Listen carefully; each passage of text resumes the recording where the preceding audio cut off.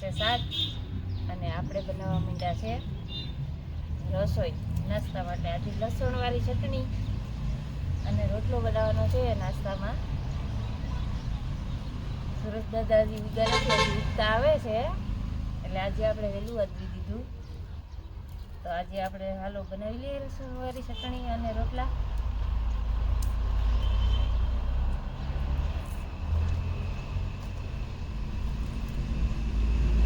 લીલું લસણ, મરચાં, ધાણા એ બધું સુધારી અને નાખી અને પછી આપણે હવે એક મરચું સુધારી નાખ્યું. સવારમાં દેશી ખાણું બનાવવાનું મન થઈ ગયું તો આપણે શરૂઆત કરી દીધી. હવે પાછળ જંગલ છે તો ત્યાં સેટે આમ હરણ બોલે છે. હરણનો બહુ મસ્ત અવાજ આવે છે. સાંભળવાનું મન થાય, એમ થાય કે બેઠા બેઠા સાંભળી રાખીએ.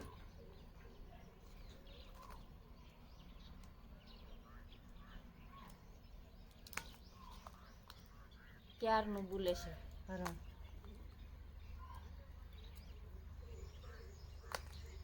આપણે લસણ, ધાણા ને મરચું સુધાર નાખ્યું છે. એમાં થોડીક લાલ ચટણી નાખી દીધી અને મીઠું નાખી દીધું છે. તો હવે આપણે લસણ ચટણી ખાંડી લઈએ.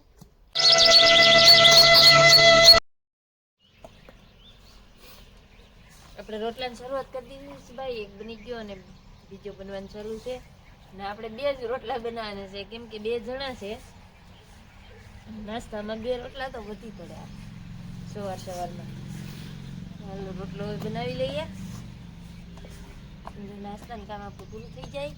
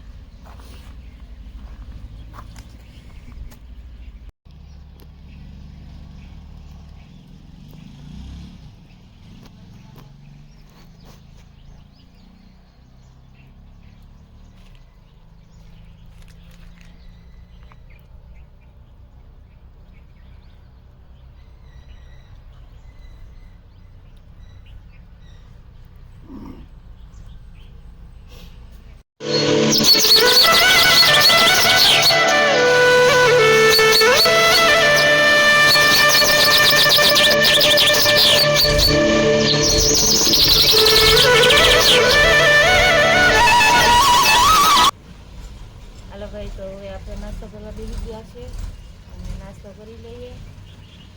રોટલું ને માખણ ને ચટણી.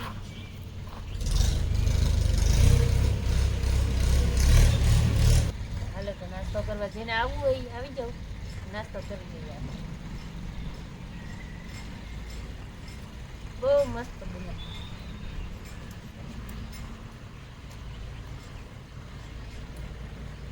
અત્યારે વાગી ગયા છે 11:30 અને આજે આપણે બનાવવાના છે કઢી ને રોટલાનો આજે પ્રોગ્રામ છે. તો આપણે બનાવવાના છે કઢી. તો મસાલા આપણે તૈયાર કરી લીધા છે. તજ, લવિંગ ને બાદિયા લીધા છે, તેજપત્ર લીધું છે અને 2 મરચાં લીધા છે. આ મેથી, ધાણા, ટમેટું, મરચાં અને લસણ અને લીમડો લીધો છે. આપણે માલ બધો તૈયાર કરી નાખ્યો છે. તો હવે આપણે લસણને પહેલા ખાંડી નાખશું.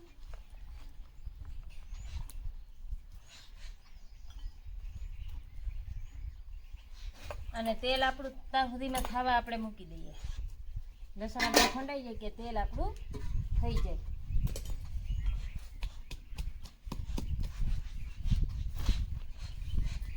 તો લસણ આપણે ખાંડવા માંડી ગયા છે.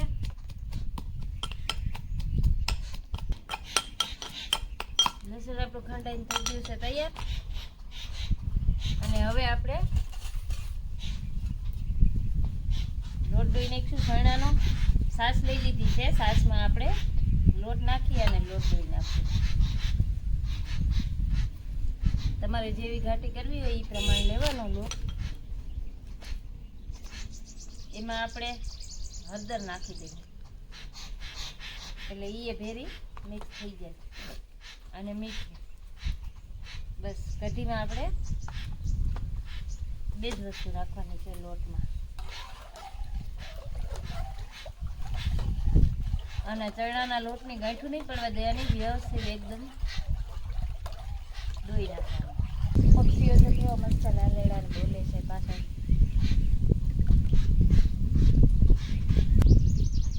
ધોરણ આપણું મસ્ત આપણે તૈયાર કરી લીધું છે અને તેલ પણ આપણું આવી ગયું છે. તો તેલની અંદર આપણે પહેલા રાઈ નાખી દેવું.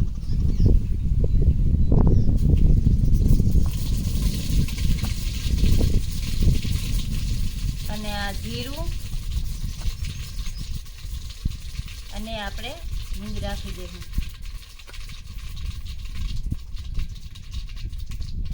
રાઈ મસ્ત આપણે ફૂટવા મળી ગઈ છે.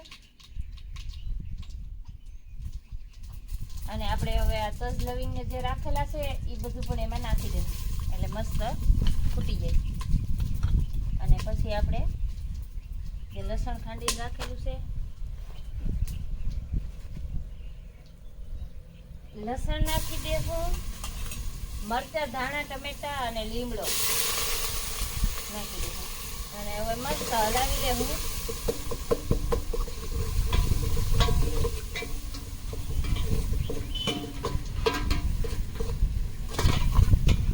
તમે જોઈ શકો છો બસ મસ્ત હલાવાઈ ગયું છે. અને આને કંઈ બહુ પકવવાનું હોય નહીં, નકર એનો સ્વાદ કંઈ આવે નહીં. એટલે આપણે થોડું કાચું રાખશું અને આપણે જે મિક્સ કર્યું હતું છાશમાં લોટને એ નાખી દેવું.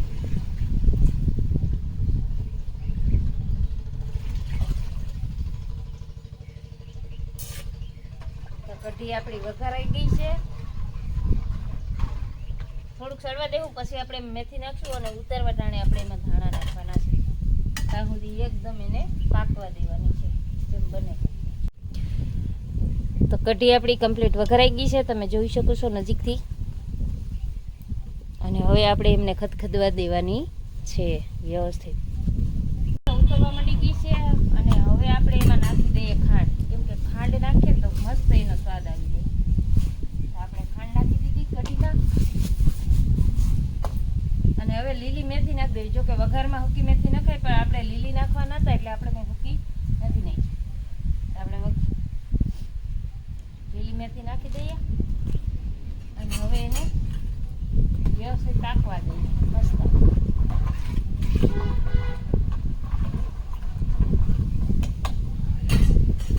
અને પછી આપણે બનાવી દઈશું રોટલા. આજે આપણે કઢી રોટલા ખાવાના છે બપોર. કઢી ભાઈ આપણી મસ્ત ખદખદવા માંડી છે એકદમ. અને કલર એ મસ્ત આવી ગયો કઢીનો. તો આપણે હલાવી નાખીએ.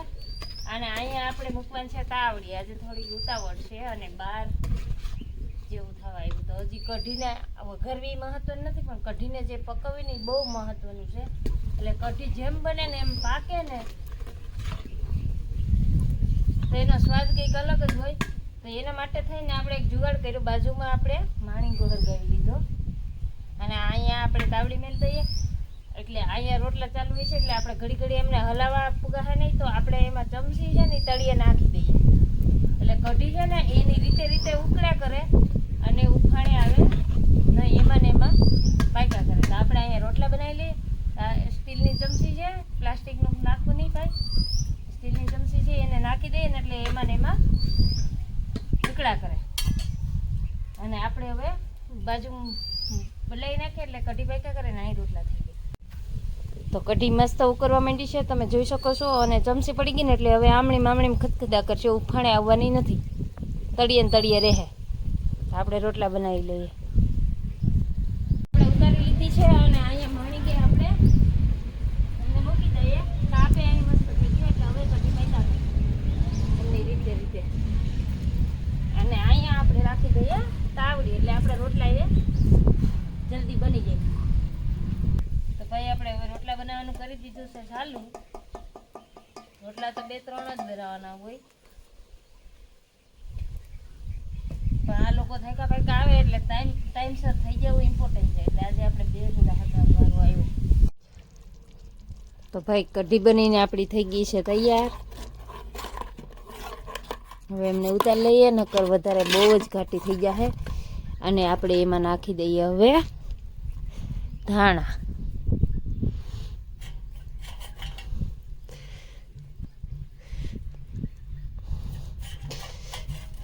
જોતા જ એમ થઈ જાય કે ઓહો ખાઈ લેયો ભાઈ, કેટલી મસ્ત કઢી બની ગઈ છે. અને રોટલા બની ગયા છે. આપણે એમને મસ્ત ચોપડી નાખ્યા છે. અને હવે આપણે મરચાં રહ્યા છેલ્લા, તો મરચાંને આપણે તરશું નહીં. અને મરચાંને આમ સીરું કરી અને મીઠું ભરી અને ડાયરેક્ટ ચૂલામાં ફેંકી લેવું. ફેંકેલા મરચાં ખાવાની બહુ મજા આવે. તો આપણે આમ સીરા પાડી અને એમાં નાખી દઈએ મીઠું. મરચાં ભાઈ આપણે હેકાઈ ગયા છે બધા. અને હવે આવે એટલે આપણે જમી લઈએ. ક્યાં સુધી આપણે ફ્રી આવી ગયા છે. અને હવે આપણે બેસી ગયા છે જમવા. સમૂહ ભોજન છે આજે, તમે જોઈ શકો છો. હવે જમી લઈએ. કેવું રહ્યું જમવાનું ભૂમિબેન? આજે જે ગામડાની લિજ્જત મળવી છે ને એ સ્વાદ આજે મળ્યો. તો વાંધો હા, એ સાથે મરચાં એ પાછું બધી રસોઈ ચૂલાની બને. કોને પશુ ખાતા કેવું પણ રસોઈ બનાવી દો ટ્રેન્ડ છે અત્યારે. કોઈ બનાવતા નથી એમ કે?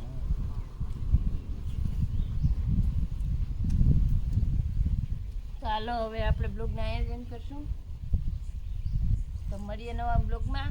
જો મારા વિડીયો તમને ગમતા હોય તો લાઈક શેર અને સબસ્ક્રાઈબ કરવાનું ભૂલતા નહીં. ને અમે જમી લઈએ હવે, બપોરા કરી લઈએ.